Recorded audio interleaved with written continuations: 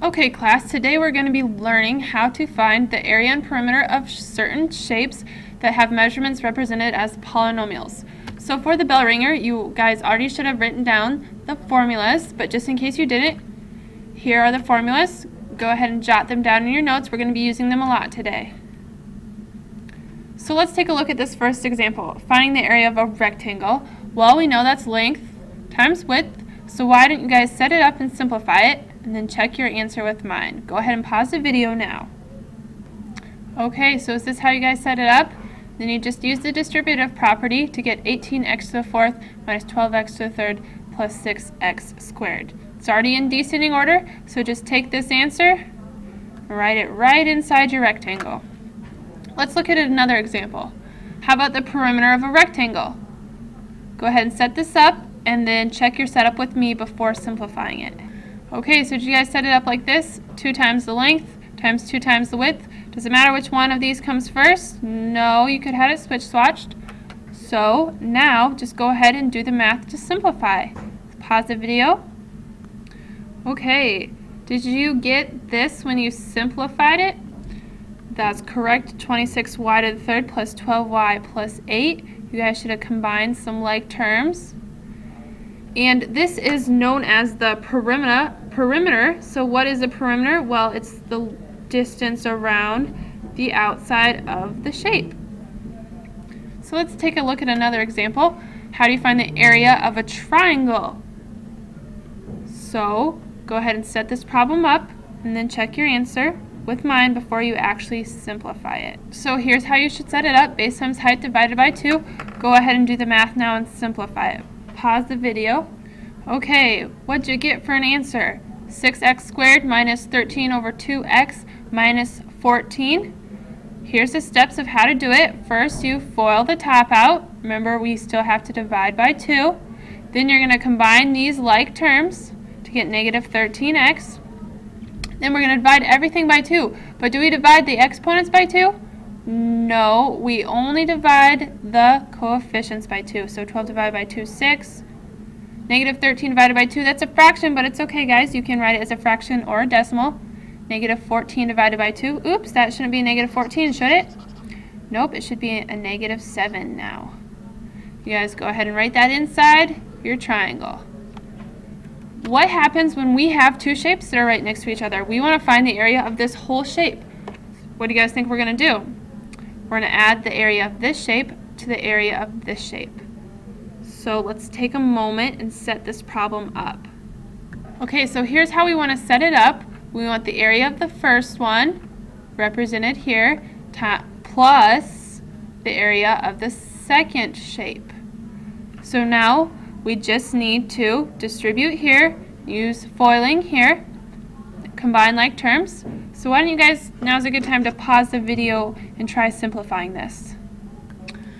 Okay, so here is the final answer. That is the area of this whole shape right here. So first we had to distribute and we found the area of just the rectangle. Then we had to distribute. Actually, what did we do here? We used the FOIL method and we found the area of the square. Then we added them all together, we combined our like terms, and we got this. So if you guys have some questions about this, go ahead and look at my work and compare it to yours. Now let's find the area of a shaded region only. So that means we want to subtract off whatever this area is, right? So how are we going to set that up?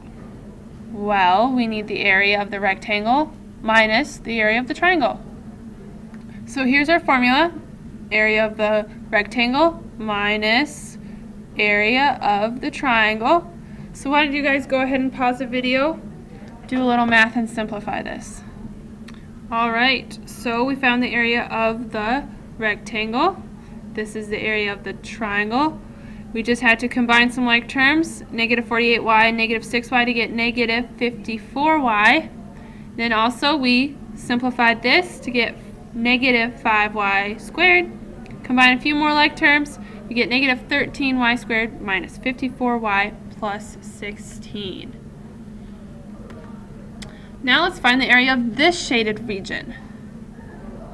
So it's a circle and there's a square inside, so we need to remember our formulas.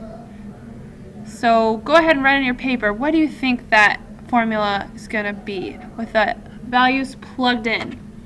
So here's what I got when I plugged in the values into the formulas. Pi times 7x squared, because that's the radius, and then the sides of my squares. So let's go through and simplify this. Alright, so we want to square this 7x. We get 49x squared. We take 2x times 2x and we get 4x squared. Now, can we combine these? They're not like terms because this one has a pi in it and this one doesn't. So they're not the same, so we can't combine them. And this is our final answer. Okay, so let's do one last example. So why don't you guys try setting this one up, going all the way through and solving it, or simplifying it as far as we can, and then check your answer with me. So I encourage you, pause the video right now. This is the last example, so let's try it on our own. Okay, check your guys' answer. Is this what you got when you simplified this problem? If not, let's go back and let's take a look. Okay, you have to find the area of the big rectangle that's set up right here, and then it's simplified right here. Okay, check your signs. Then you have to find the area of the square, and we need to subtract that because we want only the shaded region right here. So that's 18y squared. So we're subtracting it. Now we just need to combine our like terms. Combine our like terms. There's our answer. Okay, so that's all for the lesson. Your guys' homework is the last page of your packet, page 4. I hope you guys have a great night and good luck with your homework.